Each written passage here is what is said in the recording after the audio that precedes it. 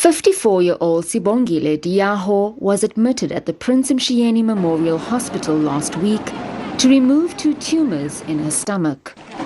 The aggrieved family says they were not notified of the immediate operation, as Diaho is also a psychiatric patient and receives treatment from the same hospital.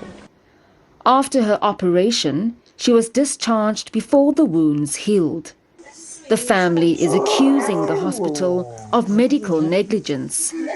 When she arrived home, Diaho, who is also diabetic, was in pain and discomfort with a bandage deep in her wounds. The family became concerned. We called every day in the hospital. No one ever informed us that Zama, or we're asking the next of kin, this is going to happen to your wife. We've found that the tumors are severe, so we're going to operate her. Nothing happened. My father was not told nothing. We were, as a family, were told nothing. The next thing, we found her. She was operated with the wound that big. And the worst part is, how could they discharge her in the situation? How were we expect to treat her? They never explained anything to us as a family. That, okay, fine, as we discharge her, this should be given to her, the wound should be treated like this. We were so shocked that because the bandage was coming in the stomach. Despite seeking answers from the hospital, the family received no joy and were forced to look after her. I asked, what will happen to my mother from now on, since she's been operated?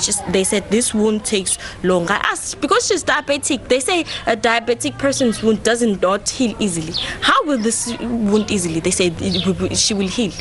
She will heal.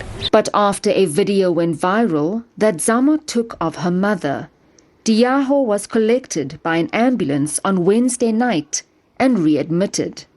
Yet, once again, the family and Diaho were not immediately attended to. When the family arrived at the hospital to check on her, she was still sitting on benches, waiting for an available bed. Since she's a psychiatric person, how was she operated without our consent? That's our first question.